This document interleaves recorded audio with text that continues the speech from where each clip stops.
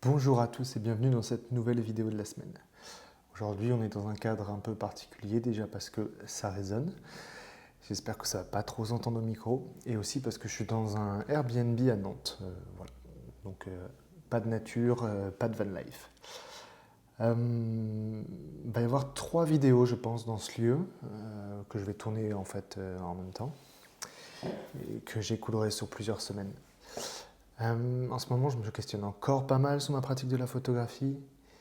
Et pour en venir directement au sujet, c'est très lié et à la créativité et au matériel, bizarrement. Euh, L'autre jour, j'ai vu un tweet qui m'a pas mal parlé et qui m'a fait rire un peu. C'est que la différence entre un peintre et un photographe, c'est que ils sont tous les deux créatifs, mais qu'un photographe parle tout le temps de matériel. Et en fait, je me suis dit que j'allais essayer d'arrêter de vous parler de matériel en permanence, mais que j'allais quand même en parler aujourd'hui. Donc, pour venir à ça, qu'en est-il?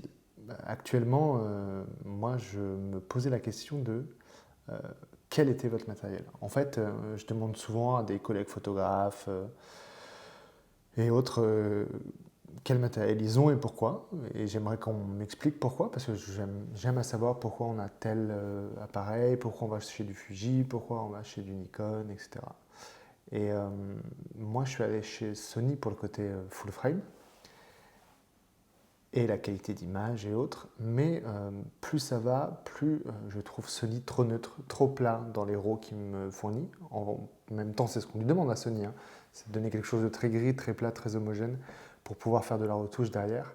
Mais plus ça va, moins j'ai envie de faire de retouches, ou alors de pouvoir exploiter ma photo directement sans avoir à faire forcément une retouche.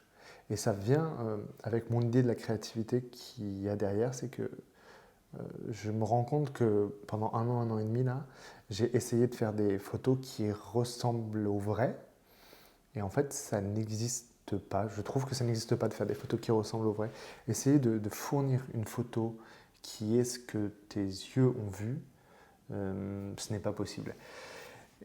Et donc, quelle est la part de créativité dans ce qu'on fait en photo? Est-ce que je ne me suis pas enfermé dans une chose qui n'est pas réalisable? Est-ce qu'il ne faut pas que je revienne à quelque chose de plus créatif? Euh, J'ai longtemps, entre guillemets, craché sur le noir et blanc, par exemple, en me disant on voit en couleur.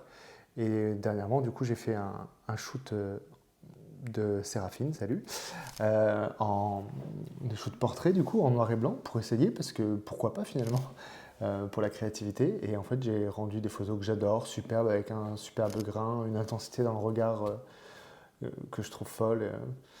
C'est en fait, j'ai adoré, j'ai passé un très bon moment et j'ai des résultats du coup que je vous montre à l'écran en même temps que je trouve magnifiques. Et en fait, pourquoi j'ai passé des années et des mois là à me brider, à me dire que la créativité ou la surcréativité, il n'y a pas à en avoir. En fait,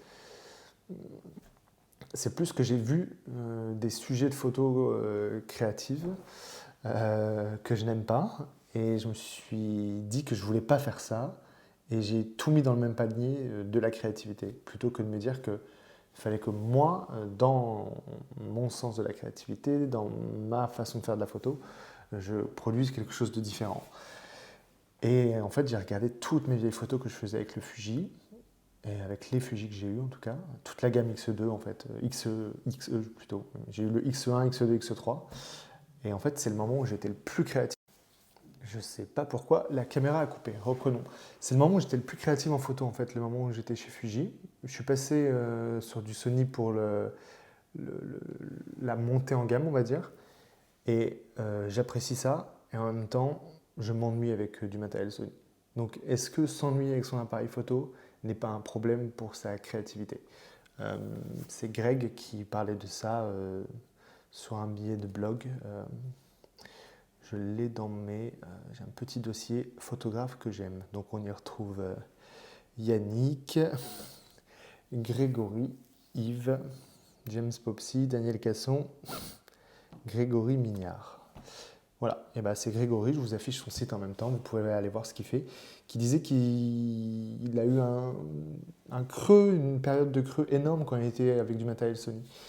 Et en fait, je suis en train de me rendre compte que je suis en train de vivre ça. Voilà. J'aime bien Sony, je fais de très bonnes choses avec le matériel Sony, mais euh, je bataille contre mon appareil photo. Voilà, c'est comme dit James Posey aussi, un photographe que j'aime beaucoup. Euh, c'est boring, quoi. C'est de l'ennui comme matériel. Et justement, je parlais aussi avec un autre photographe, Daniel, qui lui adore le matériel Sony parce que en fait, il est plus dans la retouche que dans la photo. Enfin, il est bon en photo, certes, mais en fait, il adore retoucher. Il adore passer du temps à retoucher, à faire de l'édit et à aller chercher des choses créatives dans son édition. Et moi, autant j'aime bien retoucher, autant c'est pas mon plus gros dada, quoi. Donc, peut-être que je vais m'orienter vers un matériel qui me va plus, me convient plus. Et donc, du coup, je suis curieux de savoir quel est votre process photo, quel matériel vous avez. Voilà, ça m'intéresse beaucoup. En tout cas, si cette vidéo vous a plu, je vous invite à suivre la chaîne. C'est vraiment un grand plaisir. À chaque fois que je vois des gens qui me suivent, je me dis que je dis pas de la merde, peut-être. Ou alors que dans la merde que je dis des choses intéressantes. Le blog, j'ai écrit des articles dernièrement. Vous pouvez aller lire un peu ce que j'ai écrit, c'est sympa. Je suis content d'avoir des retours, des commentaires. Et aussi, franchement, encore une fois, n'hésitez pas à mettre un commentaire à la vidéo, c'est vraiment agréable. Je reçois encore des messages privés. C'est pas que ça me dérange d'avoir des messages privés, hein. C'est très plaisant, mais que vous le mettiez en public, je ne prendrais pas ça mal. D'ailleurs, il y a un jeune homme qui m'a mis un commentaire sous ma dernière vidéo et je l'ai pris en compte et ça me va très bien. Voilà, tout me va. Voilà, si vous voulez partager, mettre un pouce, toutes ces choses-là, bah moi ça m'aide.